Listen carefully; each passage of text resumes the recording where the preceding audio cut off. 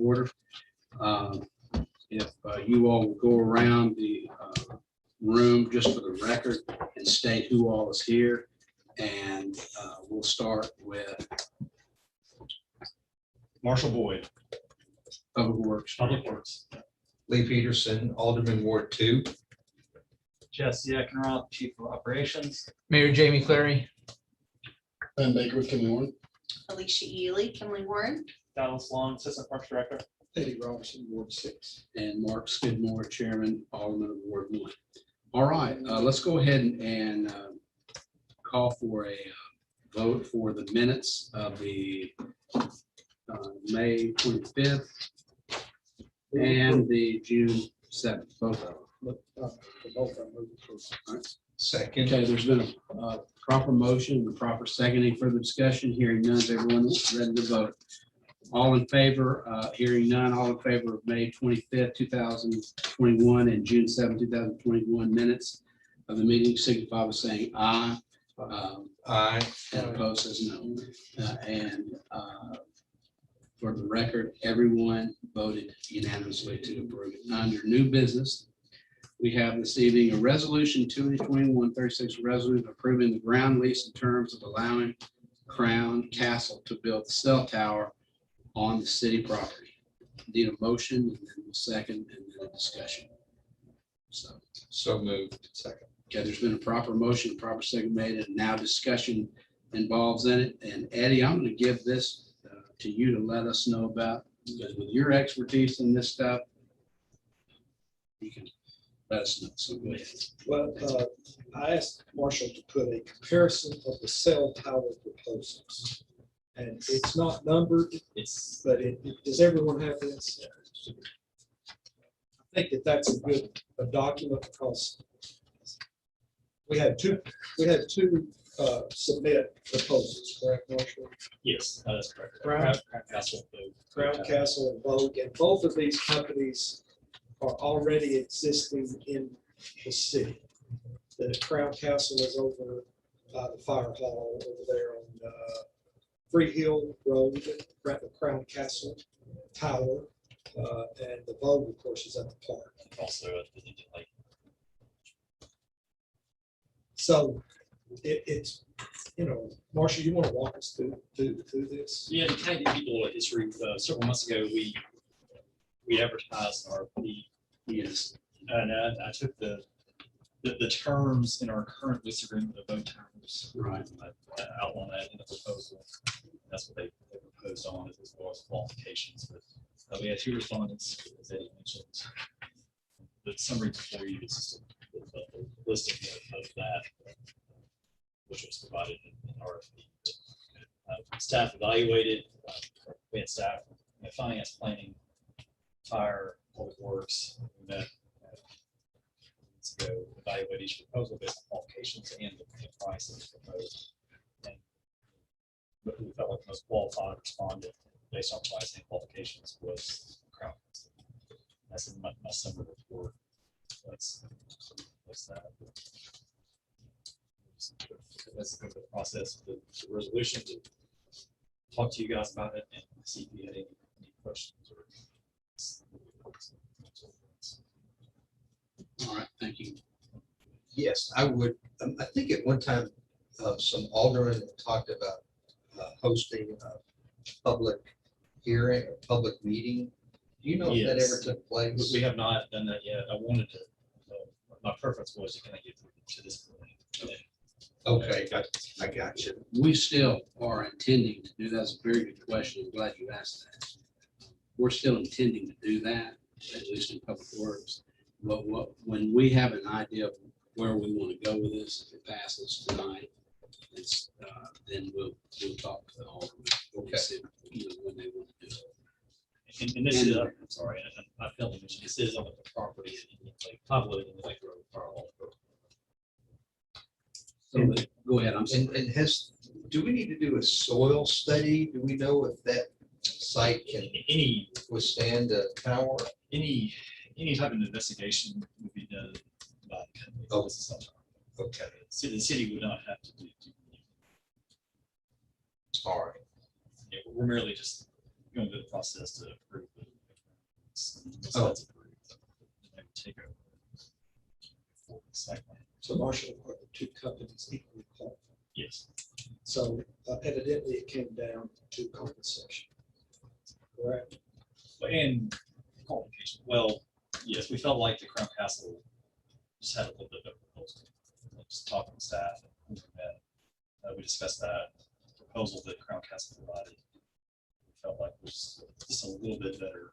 Obviously, both do cell towers, but we felt like the Crown Castle had a little bit of an edge on that. And then there was the cost comparison was close. It was, there were some things that the Crown Castle did a little bit better, but overall, that was close as well. So the first time payment after the building permit and the one-time payment upon the first broadband carrier installation, it looks like Crown Castle was going to give the city $10,000 and Vogue was going to give the city $15,000. Is that correct? So that's at the time.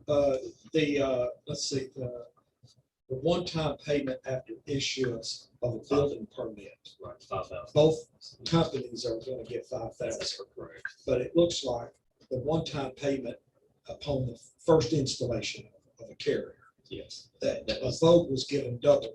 But what part of the compensation was the factor that you could determine that Crown Castle is a better compensation package than Vogue? They had a percentage increase that was a little bit greater per term. And then the initial monthly lease payment was a little bit higher per month. Overall, they're pretty close. But I guess those are the two things that felt like. So let's look at the revenue sharing per carrier. So Crown Castle is getting $500 a month per carrier. So if there's 4 carriers, the city's going to get $2,000. Then it says plus 15%. What is ESC term? What does that mean? Escalation per term. And what does that mean? I would assume, I can go back and look again, but I would assume it would be like for every other carrier on the tower, there'd be a 15% escalation. Well, I'll verify what that means exactly. Make sure. Typically what that is that's an escalator clause either annually or per every 5 years. That they've agreed to go up 15% either every year or every 5 years. So I think that's what that is, but I'm just not sure the reason I'm asking. And I'm not trying to put you on the spot. I'm just trying to understand so that I can make a good decision what's best for the city financially. Sure. You know, the big one that jumps out at me is the $5,000 difference on the 2 payments here after the permit and the installation. So I'm trying to put my head around, where are we making up that 5,000? Understand, Crown's given 2,000 in initial monthly lease payment with carrier. I guess you'd make that back up, within a couple of years, actually make that $5,000 back. At least And they can hold up to 4 carriers. Is that what I read? Okay. I have just one other question. What's the cost of the city to build this tower? Okay. Let me ask you a couple of questions then. Are you through, Eddie? I apologize. Okay. One thing, I noticed that we worked on this in Public Works and then also the fire and finance. What were their recommendations? Were they the same? Did they agree that it should be Crown? Fire was a part of it. Chief Bush was a part of it. Okay, and he agreed that Crown was the one. Because what we'll have to do, first, we need to make clear where we are on it before we go to the Board of Aldermen to take that next step. It's a very critical thing. So we know that the fire did it. So did finance department, did they have anything to do? Were they involved in this as well as fire and us? Was there anyone else? Planning. What did they agree? They agreed with the. Yes. with the grant? Okay.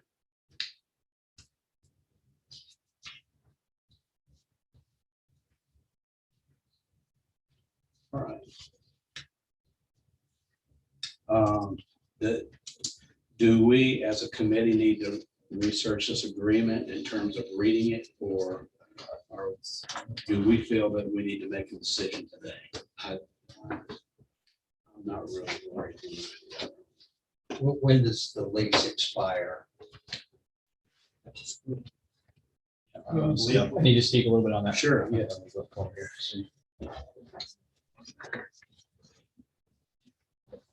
The folks at Crown Castle communicated with the school board, communicated with me. Their concern is that whoever is awarded the lease, Right. and they're one of the companies in the running, that the tower can't be built before their lease ends.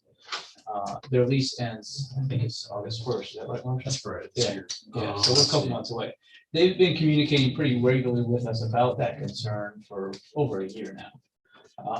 They know that regardless of who gets chosen, that they're concerned about a gap in service. Obviously, we are too, especially when it comes to public safety.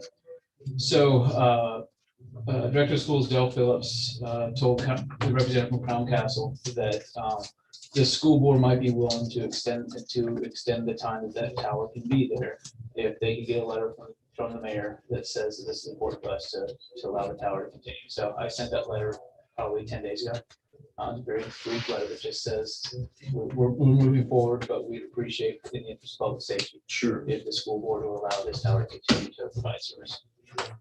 All right. Has the school board said anything? We've heard nothing back from them. Does the school board still want the tower removed? Yeah, so I talked to Dr. Phillips on the phone, and he said that school system is not in the tower business, and they don't want to be in the tower business.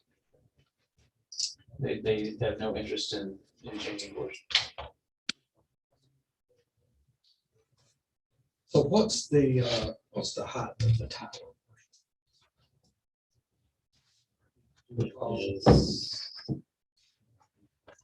Maybe I didn't find the proposal. Unless I haven't read the feed, maybe wrong. Is it like the one? It's similar to one. Okay, so it's not gonna be a decorative. Makes it look like a tree, like a Yeah. lot of in Florida. Yeah. So it's just a straight pole. So what is your, I like what Alderman Peterson brought up about the meeting, public meeting. Because we got to get on top of this. I think there's two messages we got to send out. First, it's imperative that we have this for adequate wireless coverage on the peninsula with the school board removing theirs. The second is to answer all the questions that the public may have. So what is your, after this committee votes, then it goes to vote, correct? Correct. Is this in the form of an ordinance, Resolution. a resolution? I looked at what we did last time. Okay. And it seems to follow what we did last time. And we can obviously, if we need to hold off 2 weeks or 4 weeks or however long, we can expand that until we have proper amount of time to have it. So is it your idea to have a public hearing before a NOMA meeting? Just put it on the agenda, and anybody that wants to show up, let them show up and raise any concerns or objections? Is that kind of the thinking of the staff on that? In addition to that, we also want to provide some information to the firefighters as we get closer to allowing that tower to be built after the contract, after the lease is signed. So we could do it at a regular meeting. We could offer it at a workshop. We could do any of those. You feel comfortable with this? I mean, with I the do. recommendation? I do. Okay. I do. Okay. I would like to know what that 15%. Yeah. I see now it is not a percent increase because that's later down. Crown allows a 15% increase where Vogue allows a 10%. That's every 5 years. So every 5 years, I assume by this reading that we can increase the fee that they pay per carrier 15%. So, if 2,000 plus 2,000, 4,000.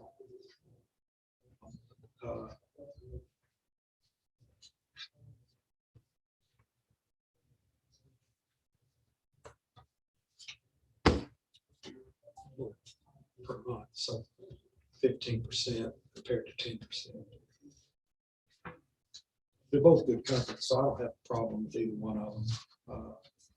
I just want us to make sure that we have, because I've talked to at least one of Alderman in Ward 4, and they want to have some kind of forum that they can tell people that they can come and address the issues.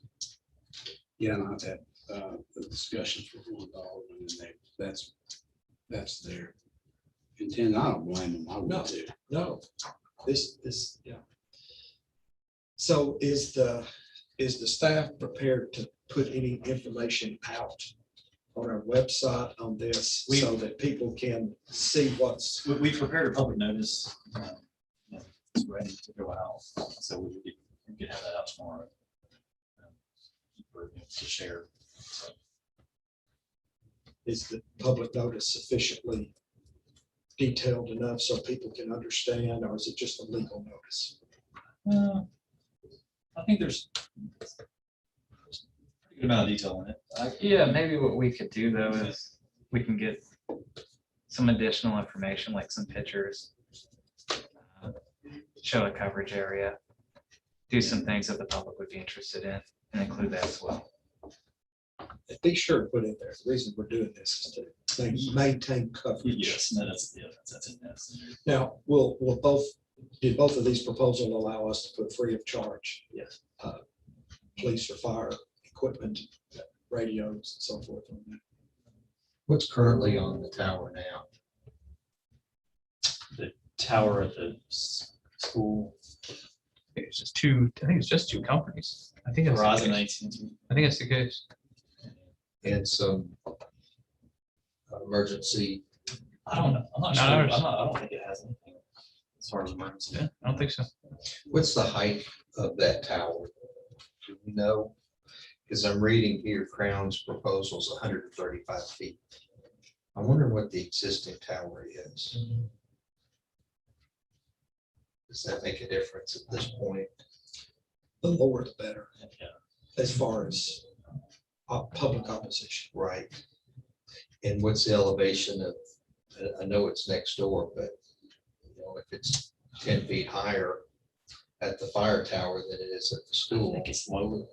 I want to say the fire station is a little bit lower. Elevation. Anything to help get the message out. Because that's what my big concern is people behind it would raise a red flag that they don't want to see that, even though they're looking at the other one. Do they intend to put G5 transmission on this tower? I don't think that was asked. But they would have that. I imagine they'd have to capability. They would have that right with this tower. And as the mayor mentioned, we want them to have a meeting with the fire department out there It's to make sure they understand that these transmission beams are not dangerous. So is that included in the proposal that Crown would do that? Have an expert there to kind of have a Q&A period for the firemen.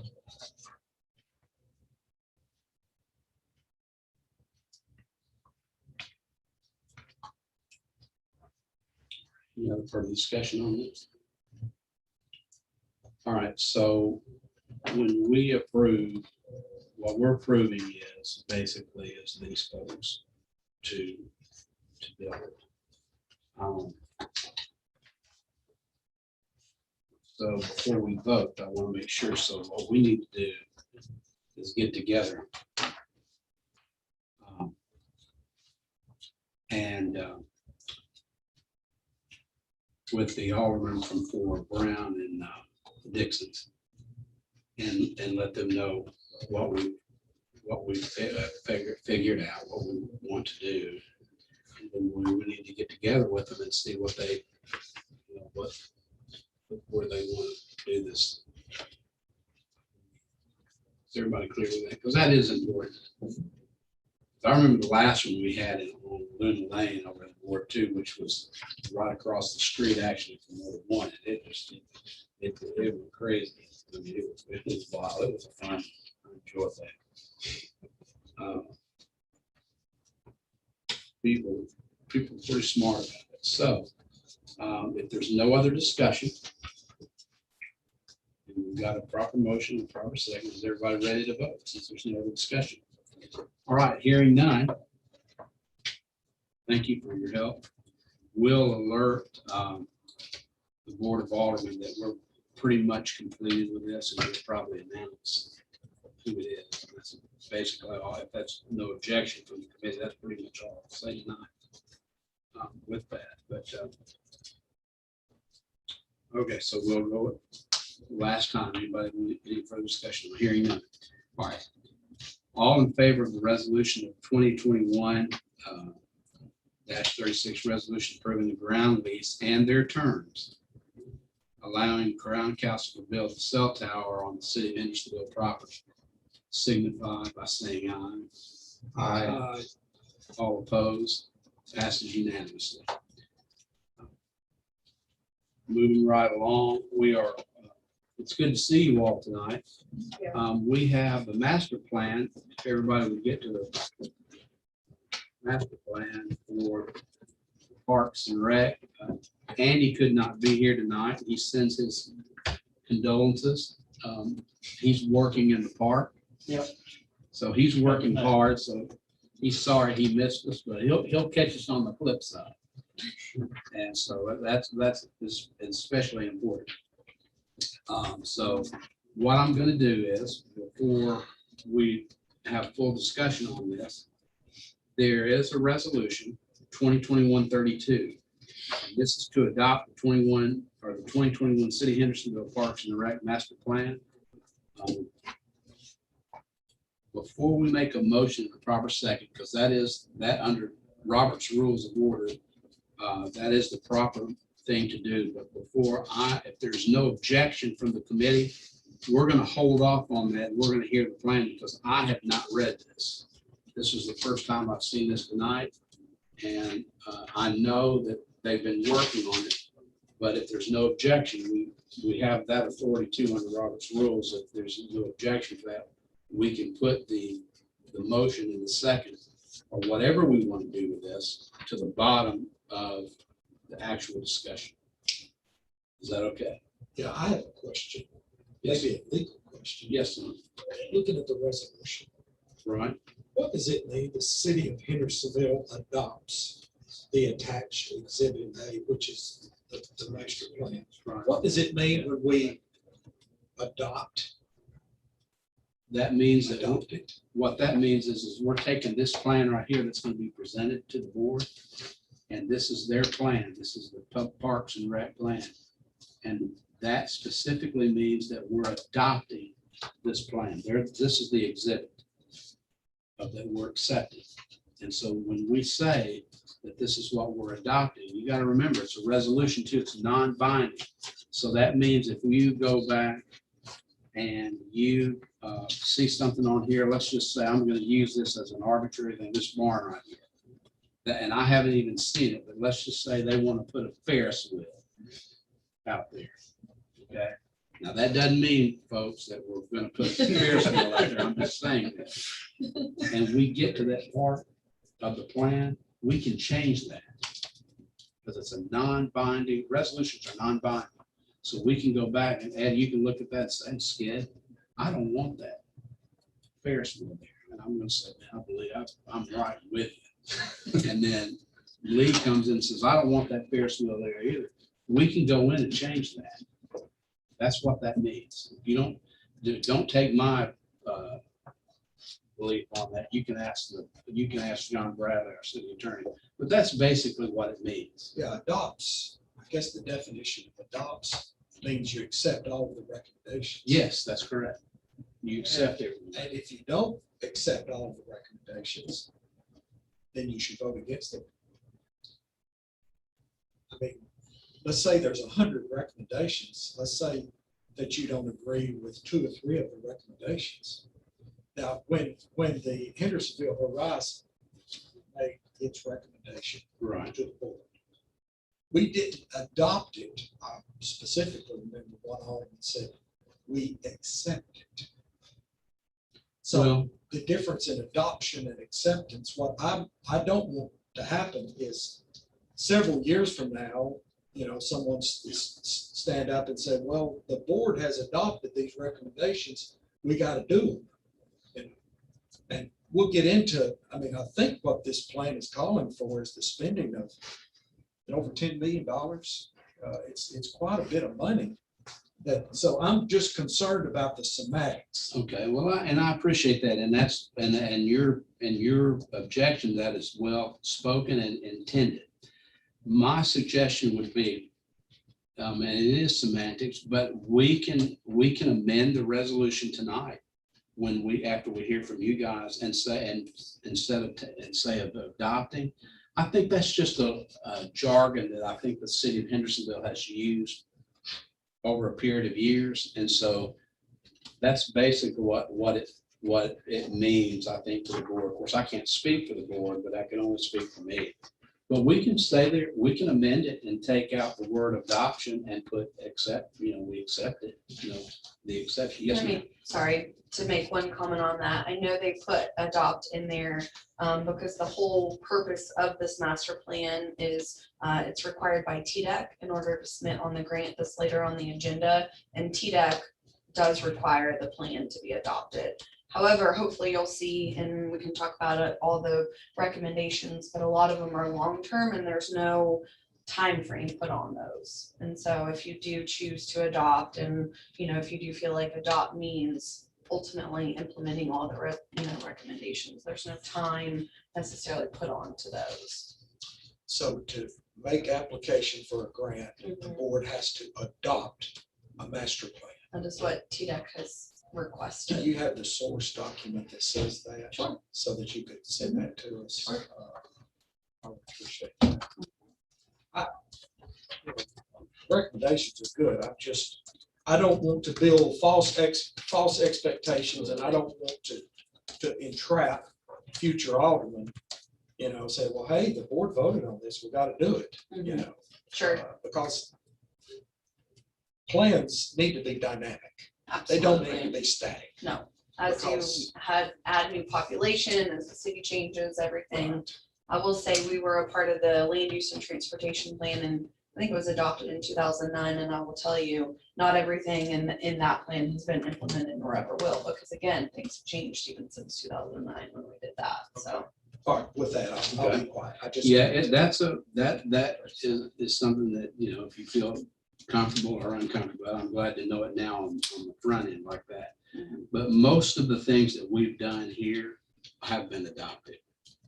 And so, but but you have to remember, some people will say, Skidmore, just because it was adopted 10, 30 years, you've had adoption, we might need to start accepting instead, because it's still better, and that's okay.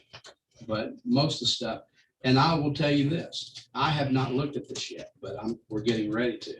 I would venture to say that the stuff that's in here won't be built within 5 years. Not all, some of it will, but there will be some that won't, Most, right? Absolutely. and some, there may be a new board of aldermen that may say, you know what, we want to revise this, So anyway, And the same document that asks for an adoption, TDEC asks for an update every 5 years now as well. So they do ask for that. So it's nothing revised often.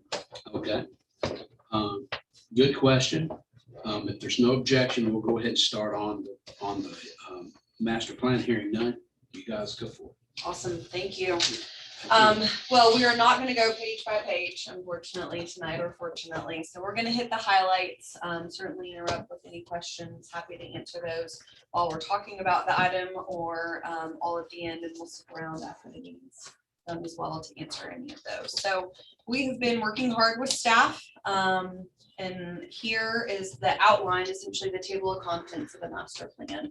And so we'll hit on each of those in more detail, but in order to ultimately make and put all the recommendations together, we did a lot of data collecting. And so we looked at existing plans the city's worked on, the land use and transportation plan, the Horizons plan that was put together, past park master plans. We looked at all of those recommendations and kind of jumped forward on what's still applicable, what's been completed, what hasn't been. We looked at the demographics, understanding what the community is and how we need to serve that's important. We had a lot of community engagement, and we'll talk through those. We talked to all the civic organizations, over 14 organizations. We had over 1,900 public members, residents respond to the survey, and we talked with all the staff as well as a part of that engagement. We went and visited each facility. We inventoried what was there and analyzed the condition of each of the amenities in the facilities. We did an exercise, if you're not familiar, benchmarking, ultimately looking at other peer organizations of similar size and how Hendersonville compares. We looked at staffing and potential recommendations for improvements there. We evaluated existing programs and how that compares and made recommendations. We looked at financial analysis and revenue strategies moving forward, and then ultimately put all of that together into the final implementation plan. So that is essentially the table of contents. So again, here are all the master plans that existed when we started, and how those all help informed this plan. Was a very good exercise and important piece of the puzzle. Demographics, obviously Middle Tennessee as a whole is growing. Hendersonville is towards the top of that. And so understanding what recommendations we needed to make were important by starting with what the city looks like and how it's evolving over the next 10 years. It is a 10-year plan that is required. So we looked what the population looks like today and then what it looks like in 10 years from now, projected out. That stakeholder engagement, I think that was a really critical piece. We did do a lot of this work during COVID, but I think we did a very good job engaging folks. That was just a screenshot of one of our many Zoom calls. Each of those were the civic groups that we talked to individually, asked them a host of questions. Some of them went on for over an hour, I think. So a lot of great feedback. Again, these represent a lot of user groups of the park. So we wanted to understand what's working, what's not working, what recommendations, what feedback do you have for the Parks Department. And I think we got a lot of great and honest feedback. So that was very helpful to dive in. We came before, I think it was in March of this year, we met with the BOMA and with Parks Board joint together and did a SWOT analysis. We asked what are those strengths, weaknesses, opportunities, and threats of the Parks Department and the facilities that they have. And so we just summarized those. And again, like the civic groups, it was a great snapshot of what the, kind of the state of the parks are. And really, how can we build on and improve the weaknesses and change those opportunities into realities. What page is that?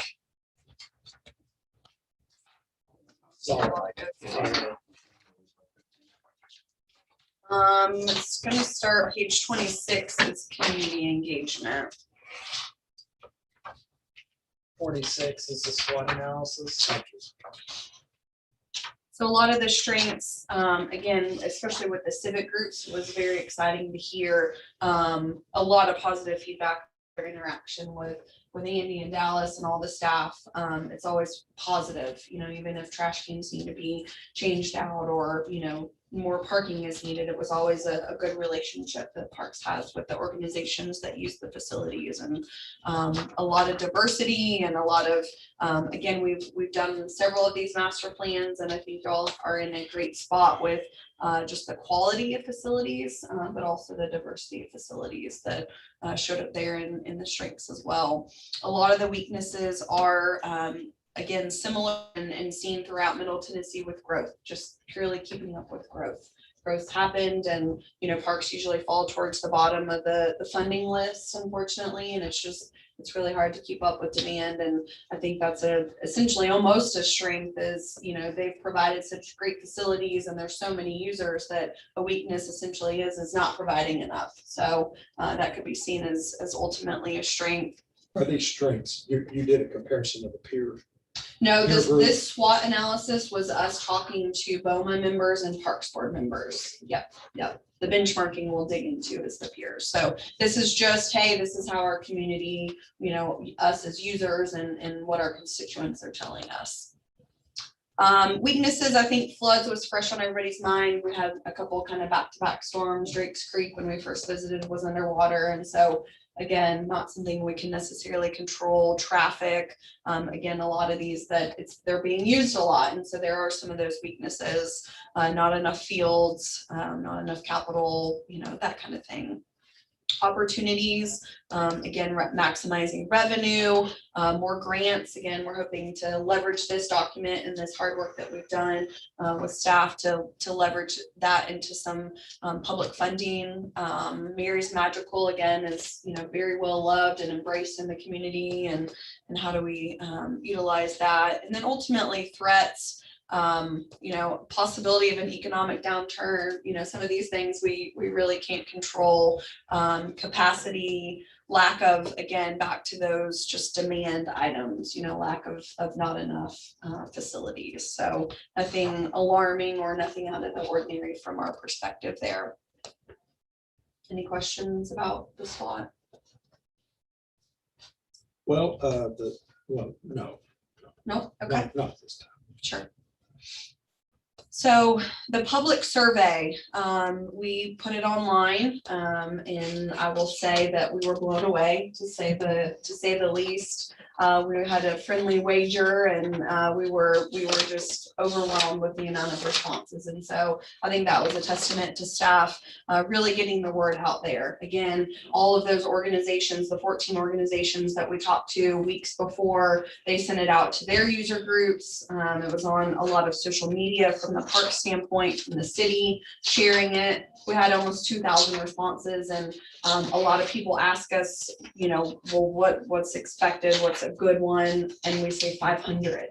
So you all have, almost quadrupled that, and so really a testament again to the users, the quantity of users of the parks, and ultimately the passion. I think there's very much passion for parks and recreation here in Hendersonville, and that was very apparent. So we asked 17 or 18 different questions, kind of in 4 buckets. What are your demographics? Again, we wanted to make sure our responders were very similar to what the demographics look like in Hendersonville, and that was accurate. We asked some facility and usage questions. We asked kind of some future questions. What would you like to see? And then ultimately perception. What are those strengths and weaknesses, and how do you just perceive the parks here in Hendersonville?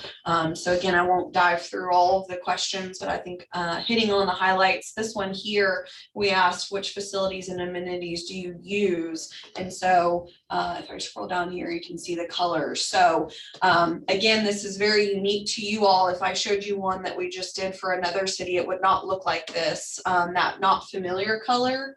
Y'all are, again, doing a great job either marketing or sharing what the facilities are, because usually there's at least half of those different facility types. People just purely don't know that they exist. And so the word's out there. There is, the biggest percentage is maybe 5%. Well, I guess here's 15% about pickleball. Again, it's an up and coming sport, but there's such a small percentage of folks not knowing about it. So that's huge. That's a huge thing. And then you look at the blue and the green. So blue is, yes, we utilize them. So you can see things like concessions and restrooms. Trails are a big important feature here, more trails here. So a lot of those important just open green space. So the blue is what people are utilizing, and then green is simply we don't utilize that element. But again, back to the yellow, it's such a small piece. Again, this is very unique out of all the plans that we've seen. So where there's significant usage, we should consider putting resources there, right? Absolutely. Absolutely. And some of it, we do not use, again, pickleball is up and coming, but it's such a small percentage, the open green space and trails is really, more people can use that, right? I mean, there's such a small percent or a smaller percentage of the community that's gonna play soccer, right? It's gonna be your 6 to 12-year-olds focused. And so there's a smaller percentage of folks there than someone that can just go use open green space. A lot of people can do that, or trails, but generally, yes. It kind of shows me that survey right there, we're pretty balanced, actually. Mhm. When you just look at it distance, I'll have to look at it. in the Sure. Book, but. I mean, There's no y'all major done outliers. You're doing your job. I mean, Yes. you really are. We try to. I hope you see that throughout there, because again, an unbiased view, again, we're doing multiple of these throughout, Middle Tennessee, is talking to the users, to the organizations. It was very apparent, in any of our discussions, people are very pleased with the department itself. You've done this in other cities, correct? Yes. Mhm. Any other cities have the diversity of facilities that Hendersonville has? Oof, that's hard to beat. It's hard to beat. You all are very athletic heavy, built facility heavy. I'd say maybe one of the weaknesses here is programming. Providing fitness classes or providing the programming aspect, but the quantity and number of facilities is hard to Would you find. say that has to be a lot of times geographical locations of where your parks are throughout the state? That probably be one of the reasons why one is used more us and athletics, because we're so close to. We have a lot of athletic things going on in Nashville. Sure. Baseball, the way football is obviously going, with Right. hockey, Mhm. and I think that attracts, the people who have that. Yes. And we're so close to Nashville, I think that, as opposed to maybe someone in Gainesboro or something like that may want more walking trails or something like that. I don't know, I'm just throwing that out there. It Yeah. may be a And different cities have different take on that. For example, there are other cities who maybe these, not this many, but there are athletic facilities, but they rely on outside parties to provide that, where you Right. all, the city is providing it. Okay. Which is, Thank you. A lot of that, Robert, too, is because of the age yes. of Hendersonville. Yep. Not Yep, only, a lot of families. yeah, I think it's driven by demographics, I think age, but also I think a lot of this is people moving in Hendersonville. Mhm. They want these sports that they have played in They expect California it. Yep. or that they've played in Milwaukee, so Yep. that's a driving factor, I think, as well. Mhm. One thing I'll say is we're one of the few cities that doesn't have a community center. So Mhm. that makes it hard to do the programming that she was talking about Exactly. as far as fitness classes and that sort of thing. Yeah, as far as the community center goes, I know you guys are kind of new, but we have always thought about it, and pursued it, but we've never and as you, Dallas, you probably well know this already. I mean, we've looked at having a community center here in town, but our community has not been very supportive.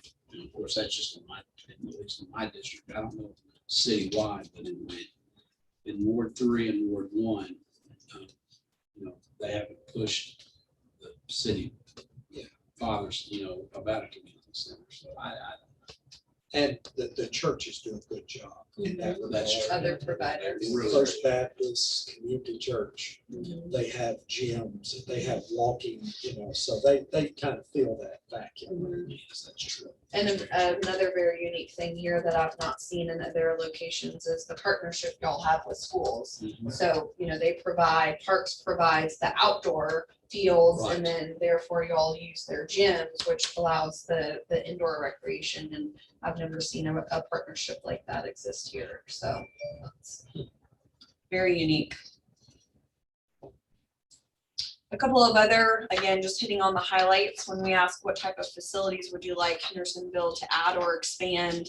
Mountain bike trips. So the words, the bigger the word, the more times that was responded. So in our survey, we like to ask questions in a variety of ways. Some of them were multiple choice. These were just tell us, just write in the words. And so it wasn't an option. It was truly whatever word you want to type in, you type in. And so we took all of those. And so pool, dog park, mountain bike trails, indoor tennis, a little bit of the rec center piece there.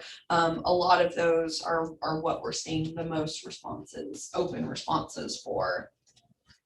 And then the one on the right here is what could the city do to increase the number of times you visit a park facility? The biggest response here is providing alternative ways such as greenways or sidewalks to get to the park. Connectivity was a big theme throughout the public survey responses.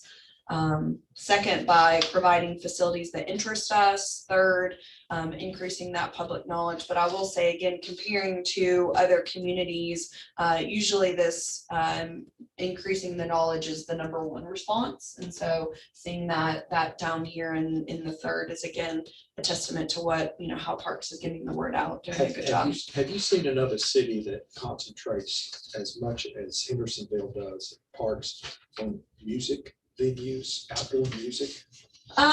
Some do have music, yeah, a lot of amphitheaters. I know, with Andy's, I guess, connections with the music world, it makes it a little easy here. It's, I think in some, I don't know if we included it, but it did get positive remarks that, that is a unique aspect here. Interesting, that y'all don't have a true amphitheater. That's usually where we see those performances happen. In other communities. That's on page 37. The reason I asked that was the highest rated that you'd like to add more. It's a big draw, yeah. And then this one's always interesting to see what types of financial models are you in support of. Again, folks could click on which ones they do support. And so obviously the most responses there at no fee or no cost to residents, followed by financially self-sustaining, and then the lowest one there with revenue generating facilities there. So of course, there's no free lunch. No, right. People don't want to pay for it, but they do pay for it. Exactly.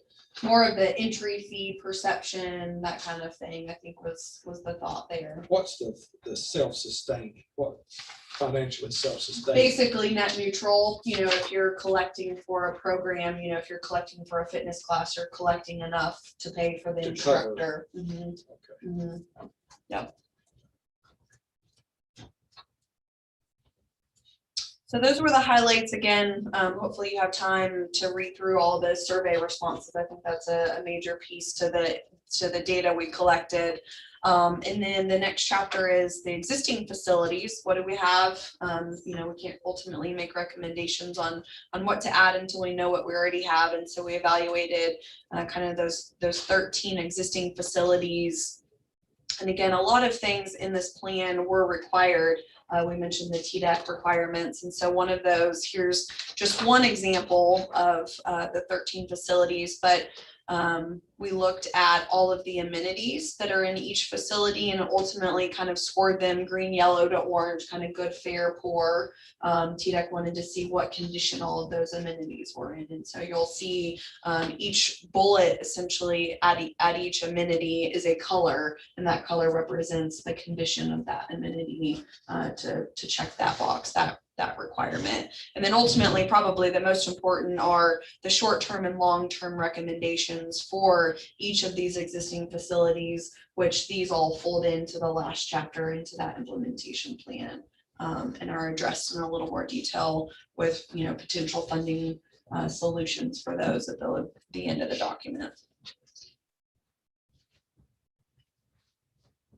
So here's the benchmarking. Here's where we compared against peer communities. And so we did a two-step process with the benchmarking just to get as much data and information as we could. And so the first one was looking at Hendersonville compared to 3 other communities. And those communities are based on very similar population and similar characteristics. And those that we worked with staff on selecting were Smyrna locally, Johnson City in Tennessee, and then we selected one in Texas, Coppell, Texas, as a NRPA, National Parks and Recreation gold medal winner. So essentially looking at somebody that's kind of that upper echelon of Parks and Recreation, just to see where we fall in comparison. And so with those peer communities we looked at, total acreage, we looked at quantity of outdoor amenities, we looked at the ways that they're communicating, we looked at the number of staffing, we looked at what their total budgets were, and then also what those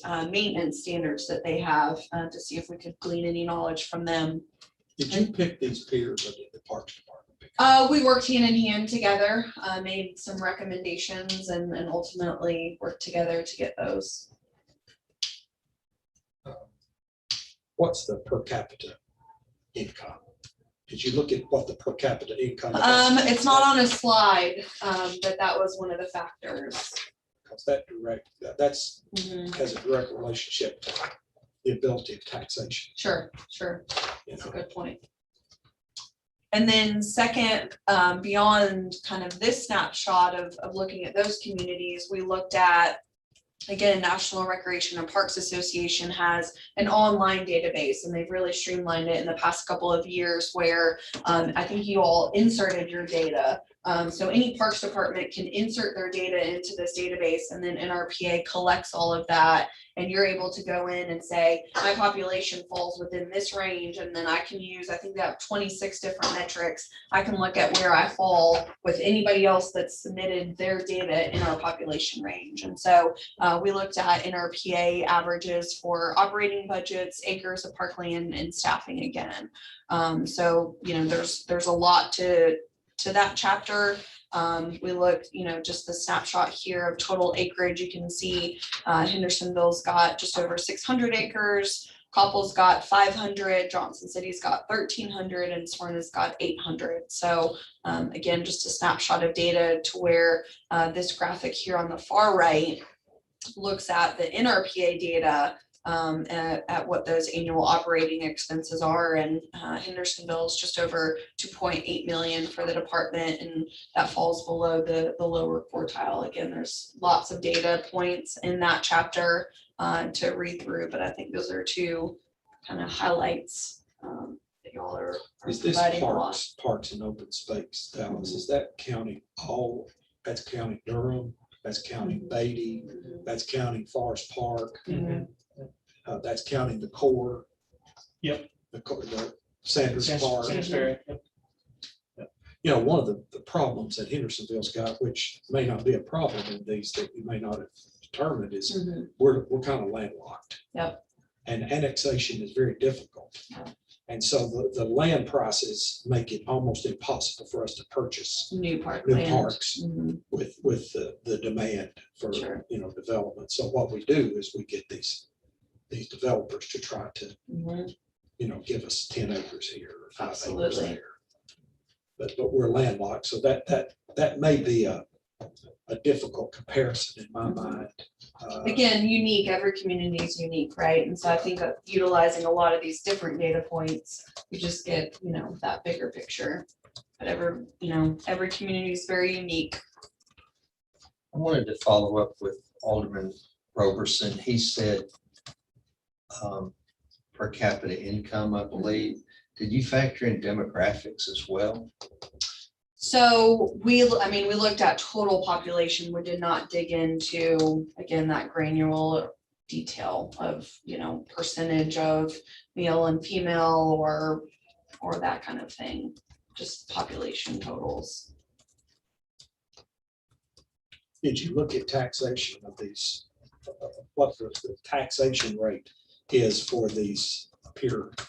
We did not, no. Again, there were a lot of metrics to go by. I think we had 30 some options and, you know, hit the high points on those. Okay. The benchmarking chapter is followed by staffing. We dove into, again, what's existing with staff. We met with each different group of staff members and interviewed them for a full 2 days as well to get their input. We talked through some of those recommendations. Tell me again what this golden standard you're using, the NRPA, what does that stand for? So that's just the National Recreation and Parks Association. So they're the ones collecting all of the national park data. So the one couple Texas was kind of the gold standard. They got the gold award from NRPA, but all the other data is just truly y'all submitted. I think Smyrna submitted. Different groups can submit their data to National Parks and Recreation. So is there because sometimes it's difficult to compare Hendersonville to California. Sure. So is there a regional arm of the NRPA? Is there a southeastern? We all have states, the yeah. TRPA, Mhm. but I'm not familiar with like region. They don't collect the data, no. So there is a state Yes. organization, Mhm. and can we look at this information by looking at the state numbers average? They don't collect that I don't data, yeah. believe so. Can you manipulate the data and just ask for Tennessee data on the NRPA data? They break it down per population, not by state, no. Because you understand, it's really not a good comparison. National averages to Hendersonville, Tennessee. Sure, that's why we did the two Tennessee comparisons, kind of that peer group, but then also the larger, just again, to get as much data point comparison as we could. So did you do the peer on the benchmarking, these numbers for the staff? For the peer, we did open space acreage, parks and open space acreage, we did. What about staff? Right here, we did peer community staffing and NRPA staffing. Okay, so what's the staffing comparison with the peer groups? Instead of, I'm more interested in that, I think, Sure. than the national, because it's. That would be a better comparison. Yeah. Sure, I so mean, Go ahead. no, it's okay. On page 88, we have staffing.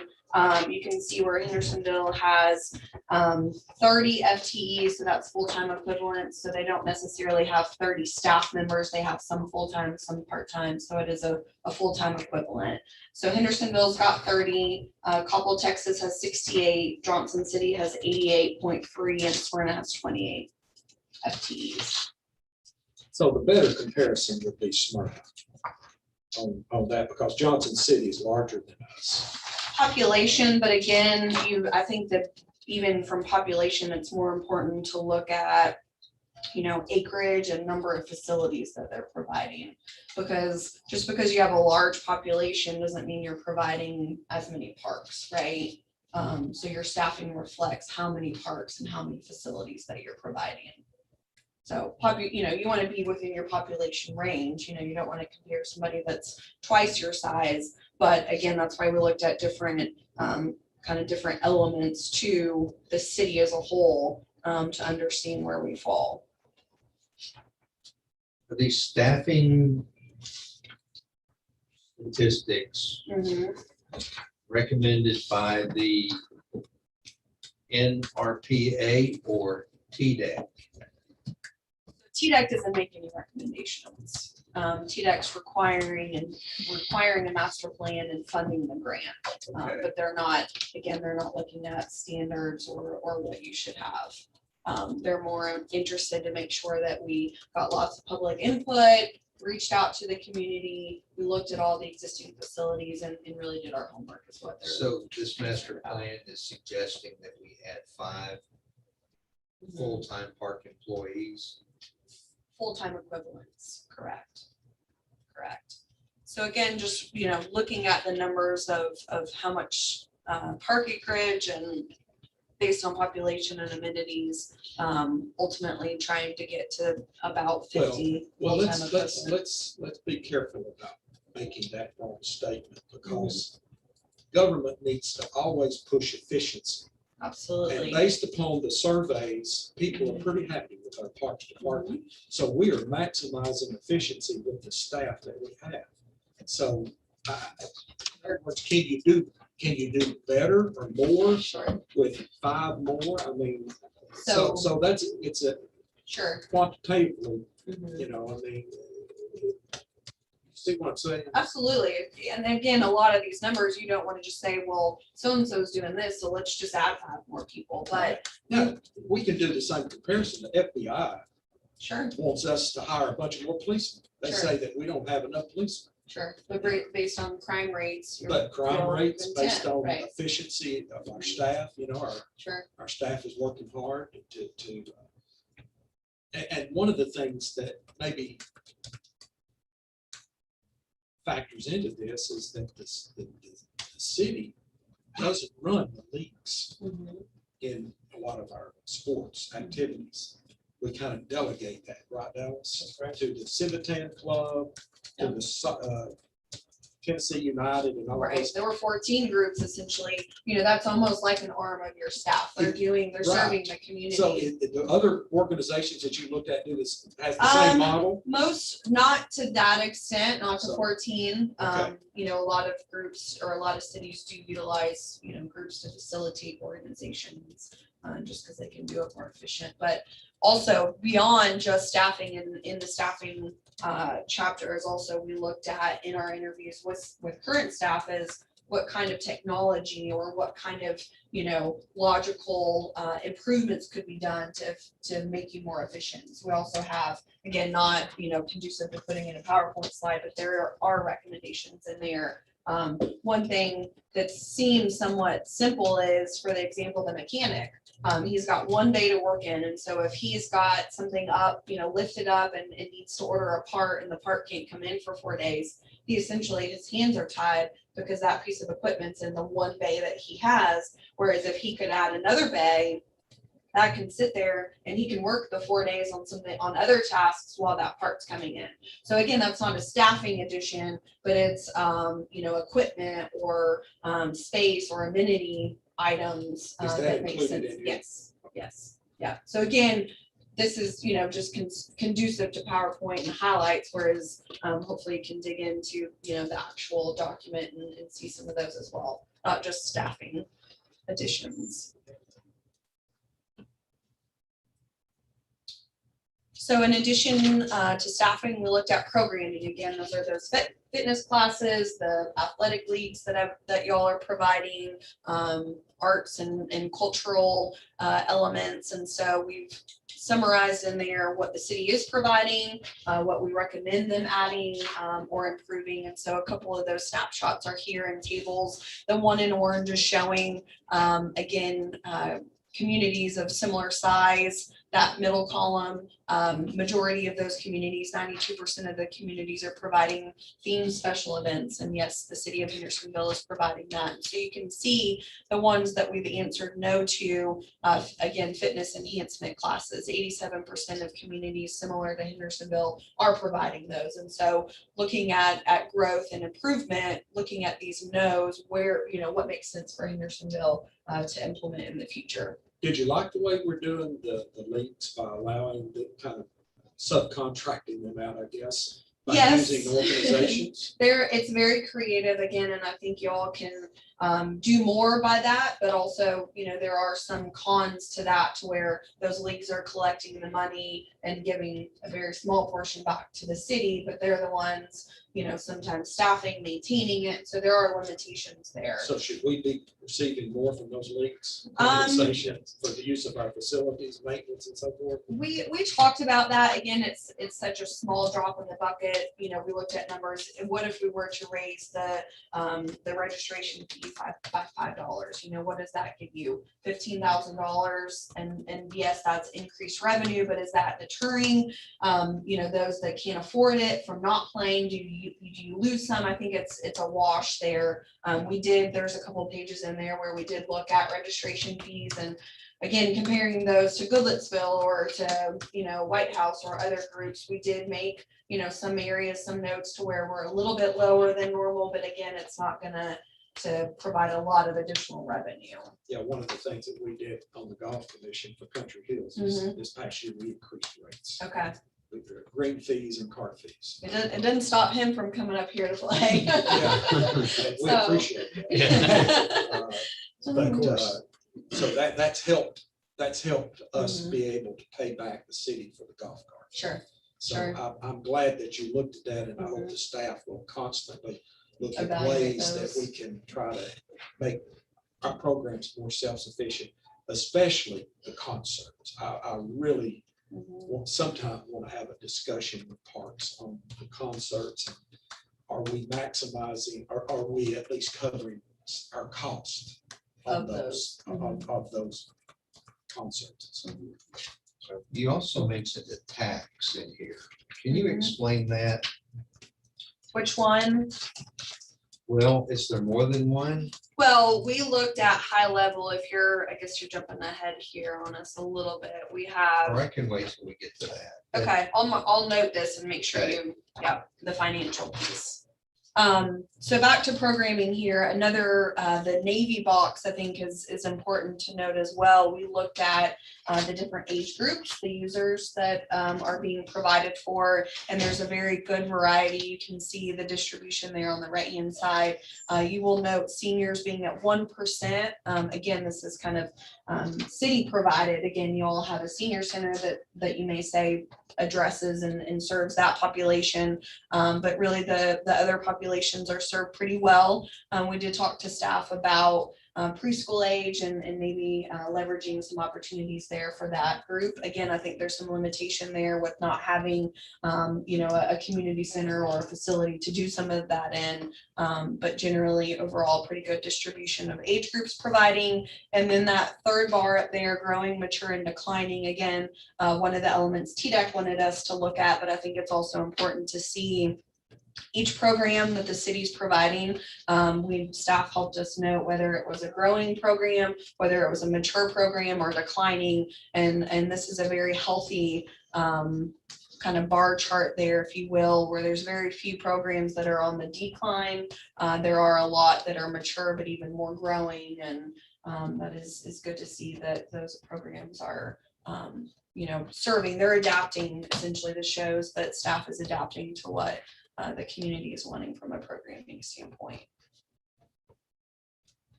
All right, so then on to financial analysis. Again, we looked at it both from this chart here to the right is looking at those peer communities. You can see the total operating expenses there at the top and how they compare. And then we asked them each to break down what those different sources were for their operating budgets, what the different expenses were for their budgets, and then what the revenues look like, and broke down even what was considered capital budget.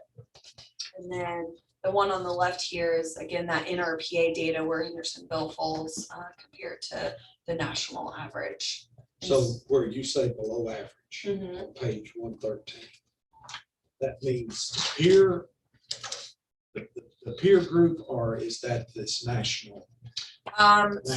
So this chart here technically is showing the national data, but I believe if you also look at all of the peers, Hendersonville is the lowest as well, so nationally and locally. Look on page 113. Mhm. What, on the right side, the Mhm. status, below average, comparable, below. Oh, these average. these are programs, so these were local, the program fees were local. Financially, is that, you're making, No, just the registration amount. So, what does Goodlettsville charge, or what does White House charge, or what does, Murfreesboro, or kind of tried to focus as close as we could to what those, what were people paying for football registration? What were people paying for these different registrations? so you developed a different peer group for this. That's a more specific peer group, because this for registration is ultimately your population, who's going to be registering, right? We wanted to get as close in as we could, because I think these details, if you're paying twice as much 10 miles away, you guys are going to lose that user, that football player, if he can go play football for just as a good quality for half the price down the street. So we try to get as close as we could on the Did registration this fees. surprise the staff? Not really, not necessarily. So I guess we should look at where we're below average. And see where there's consider opportunities. to try to get, and that's what we did at the golf course. Right, We looked at the other golf, right, what others were charging. 12 Stones Mhm, and Gallatin, these difference. Right, So we tried to come up close to them, so comparable. sure. So hopefully the staff will look at those, Mhm. Dallas. But for these are the study groups, so they're the ones that set their own pricing on those programs. I mean, we give recommendations or suggestions, but they're ultimately deciding their own program Well, fees. who decides how much contribution they make to the city per player? That is, BOMA's decided that, so that's, and the Parks Board, so that's $10 for residents and $15 for non-residents. A year No, per season. per season? But one thing that is unique, I think, from us and other cities is, with our partnership, they put a lot back into the park with different projects. Mhm. Like Civitan just recently provided a $20,000 renovation to the concession stand at the main quad. Rec Soccer contributed about the same amount for renovating the restrooms at Jake's Creek. So I came from Goodlettsville, and we didn't have that partnership. So the city, any small projects like that, the city was putting back in. But the city ran the leagues. Nope. Well, Goodlettsville, they run a few leagues, but they also have a similar partnership where they depend on civic groups. So if we increase the fees, then these clubs would have to increase their, so that's how you affect their price, by telling them, we're gonna have to go up because we're below average. We're gonna go up, instead of $10, we're gonna go to $12 per resident or $15. Then they would have to, so that's how you control their pricing Correct. structure. Correct. About what?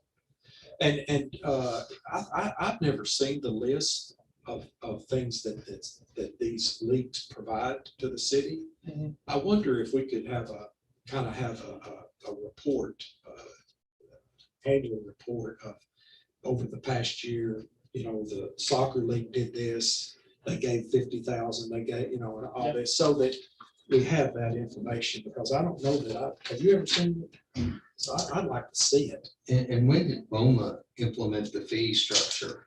$10 and $15 has been the fee structure here since I've been here, which is 2017. So I'm not sure.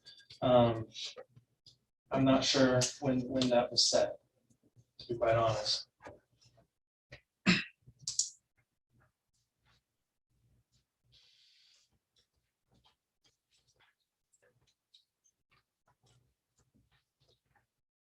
And then Lee, you were asking about taxes.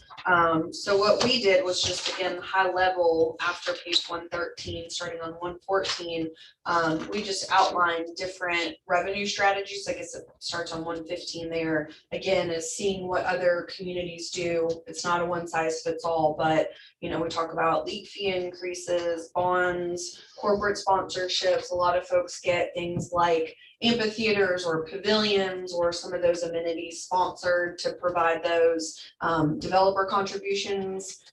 You mentioned that y'all are landlocked, and I think that's a great solution where some communities don't ask for any open space or any green space or in any LUA fees. And I really think that they're missing that opportunity right now when we're seeing so much development from developers on green space.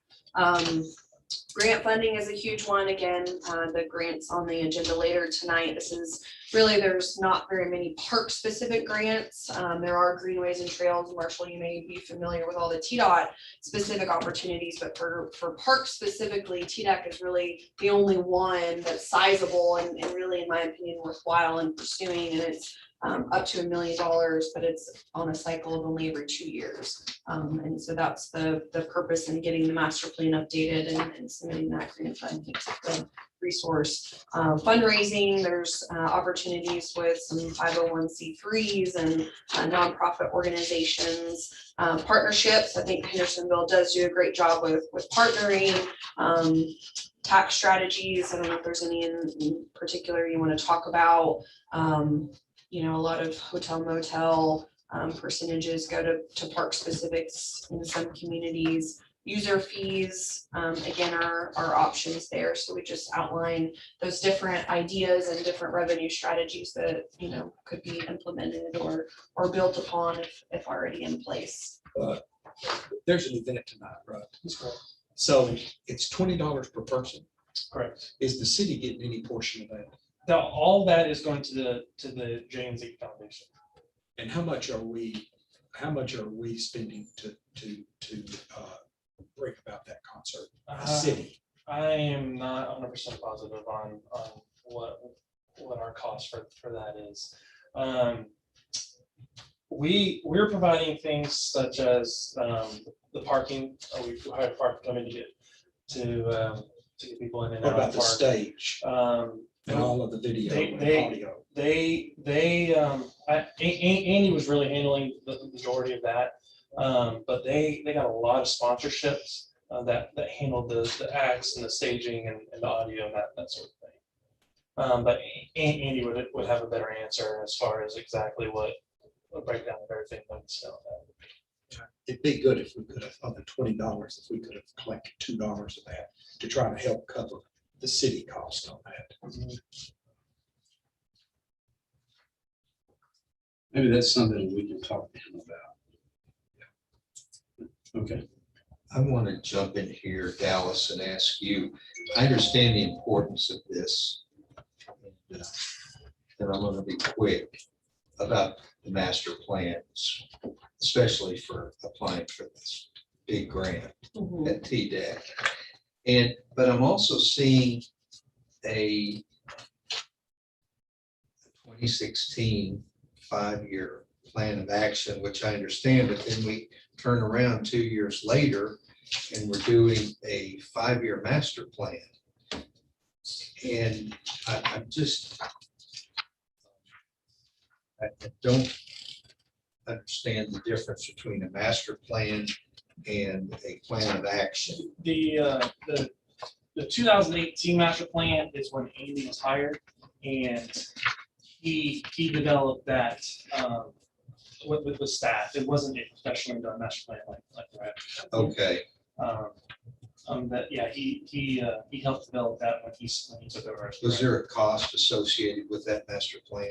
There wasn't. No, it was all done in house. Okay, And that was to help apply for grants at that time.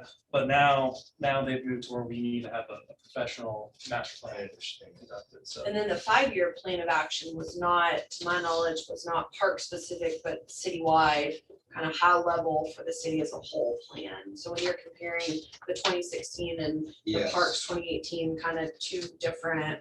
Well, the goals 16 there. makes sense because now it has been 5 years for a 2021, but then I stumbled upon the 18 and I was just afraid that we're. It was about 2 pages long. He did a great job, Okay. and it was sort of him coming in and saying, here's our goals moving All forward, right, but it was that's about. good that it was done in-house. I was afraid we brought in outside consultants and paid for that.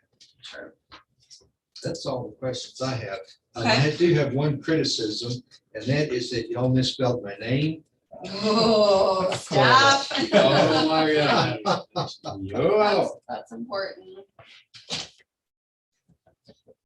Chairman, I don't have any more questions. Just make And sure. I didn't mean to cut you off. No, I you're didn't know fine. if you Is it, were- it's complete. Peterson? Yes, Thank you for, this is draft form, okay. so it's not final. We will make sure that is corrected, sir. Yeah. So what is the total dollar amount that you're recommending on, I think it's Mhm. immediate or? So that's a great question. Again, knowing that not all of these things are going to be done, we honestly did not total those up. Those were all of the recommendations when we evaluated the existing parks and what kind of Thank you. needs were, and then what the future needs were and listing those. Can you get that total number Sure. for us? I mean, it'd be easy to figure that out, I think. I'd like to know what the total potential budget impact. Mhm. And did you know that we did a bond recently to build $2.6 million to do the inline hockey? Did you do that? Did you look at what other of the peer groups doing on bonds? We asked them what for their 1-year snapshot, when they gave us our budgets, we asked what their capital amount and total expenses were. We didn't ask them if they built inline hockey, if that's what you're asking. Well, or if they done a bond for parks facilities. I don't know. if That's that okay. was- That's. We okay. asked, We're I mean, running we out of asked, time, So I'm gonna be quiet. we asked debt service, so that should have showed up there. All right, now let me ask you this about your we've got about 10 minutes or 11 minutes left, and then we've got to go for a board. What other committee do you have to go to this with? Anyone? We're going before Parks Board next week and then ultimately to vote. Okay. Well, that'll give you probably about 3 weeks to answer all our questions that we have. I don't have any questions at this time. Now, I probably will. That doesn't mean that I won't after we read this. But I just scanned it and Sure. listened to everything you said. Does Director Boyd have staff comments on this? They've already been addressed. I talked to Andy several weeks ago. Okay, We appreciate everything that you've done. I know we didn't get all of it, but there's probably a possibility you're definitely going to get. I know when you get to the Parks Board, obviously you'll be able to complete that.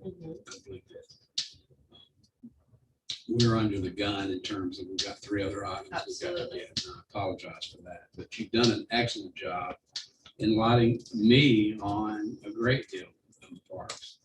You know, our emphasis is so much on other things, and we do take a look at our parks and where we need to go.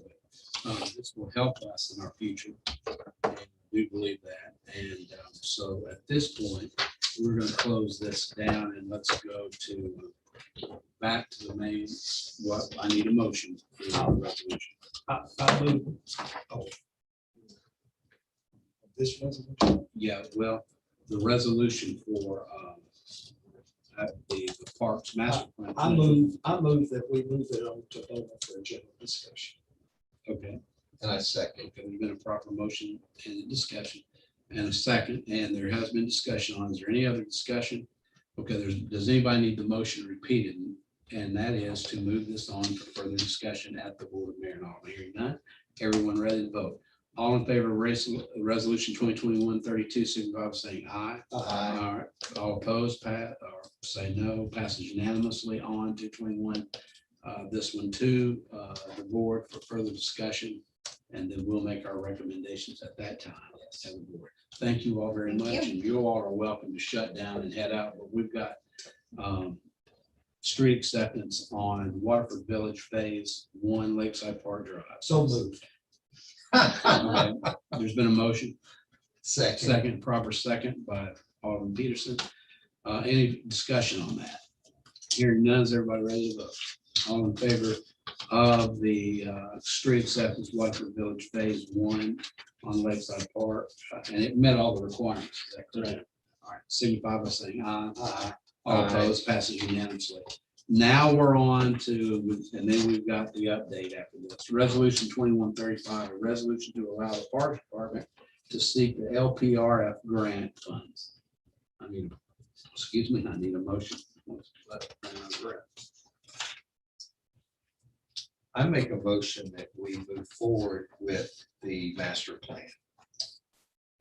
Okay, this is a little different. Yeah. Oh, this is The matching grant. that is correct. This is a grant. It's their item 5. This is a resolution. It's, There. this is for the city to pay $500,000, and that's the match. Is that correct? For the LRPF master plan, correct? This is to allow us to apply for the grant, which would be $500,000, which would be the city's portion of it. Thank you. So how are we gonna pay for it? You know, do we have 500,000? If we get the grant, do we have $500,000 in the budget that we can pay our share? I think by the time we got this grant, this would probably be mid-year or the next year that this would actually get implemented. Yeah, so we'll apply in August, and cities are just now finding out now if they got it this past August. So it would probably be close to mid-year or this time next year we find out. And I think, we should correct me if I'm wrong, but we have 3 years Yes. to fund it. So in other words, if we get 5, we have 250 one year and 250 the next. Yes. Are these annual grants or It's a 2-year cycle that. every TDEC 2 years? Mhm. So they're awarding this August? So So cities are just now finding out about last August. Okay, And I think the last time we did was for the concession stand out at Volunteer Park. and what is the maximum amount of grant funding is this? It's 1 million, so it's the 500 is the max. 50% match. Mhm. And I guess this doesn't mention 500,000, a million. So I guess the staff would look at the budget numbers and see, hey, we can only go 300,000. So we would only request, so this resolution doesn't pin us to 500 to $1 million grant, I guess is what I'm saying. It just authorizes the staff to pursue the grant. Correct. And we're also talking with Tennessee United, Sumner Rugby, and Hendersonville Lacrosse about donations towards the project as well. Okay. So we're in Hendersonville Soccer Club. So we're still in communication with them to see what their contributions would be towards the project. Mr. Eckenroth, you have any thoughts or Yeah, comments? I don't think that we budgeted this year for that because we don't know if the grant will be awarded or not. I would think we'd have some more work to do as we apply for the grant to see what matching contributions we can get and then come to Bala at that time to see if it's something that the city would support. I make a motion to move forward with this. All right. A second. Okay, there's been a motion and a second. Any further discussion on the issue? Hearing none. Does anyone need the motion repeated? All in favor of resolution 2021-35, moving on to the Board of Mayor and Aldermen. Does it go anywhere else or just us directly to the board? Does it go to finance or anything like that? No, I don't think so either. We'll just go ahead and say move it on to wherever it needs to be, probably to the Board of Mayor and Aldermen. Signify by saying aye. Aye. Aye. All opposed, no. Passes unanimously on to the Board of Mayor and Aldermen. And I think this is going to be, when is this? Is it next week? And then 2 weeks? Maybe, does anybody know? Okay, we've got about 2 minutes. Thank you all. And our last thing is trash collection update. Actually, we've been going well. We had a small pickup yesterday, but all trash was picked up. It's one to let everyone know. A lot more holiday normally. This year, July 4th falls on a weekend, Right. and so the trash will remain. We'll send out information about that. But we're not gonna- And the last page in your packet is a paving update. Yes. Which is spreadsheet. How is doing? Good. We've completed our list. Waiting on final invoices to be sent out. We checked it twice. We checked it twice. Yeah. Yeah, we were successful. The parking lot, the paving of the police station was the kind of the last, that last piece that we're. So this is the extra 500,000. This is everything. This is, nobody's gonna say, well, hey, where's such and such street? Right. But this is everything. We finished our list. And you finished 2 weeks early. Yeah, so You you'll need see- to mention that Yeah. tonight still in got your time. report. Absolutely. Naysayer said we couldn't do it. Yeah. Public Works. did it. 500,000. Thank you, Public Works. Actually, How much it's was it? 600,000. 600,000? Because the 100,000 was put for the for the police department, in a separate motion. Right. So actually it's And we 600,000. completed it 2 weeks early. Yes. Excellent. I just want to mention on the part on garbage. We have a policy that we don't provide garbage pickup for apartments. So as these subdivisions We're done. develop these Okay, the mayor's multi-house. sitting in here. Yeah, tell him we're apartments, done. like that, I want to make sure, Marshall, that we don't discriminate, provide them garbage service when we're not providing a part. To me, they're just like an apartment. You see what I mean? Yeah. So somehow Durham needs to be informed that, if not, we may be on the hook to provide garbage service for all apartments. You're referring to the recently. The 160 homes that they're going to build for rent. Yes. So all of these new subdivisions that may be built for rent, I don't think that we need to provide garbage service for those for commercial property, because we don't for apartments. All right. I mean, we need to be consistent. All right, I need a motion. So Second.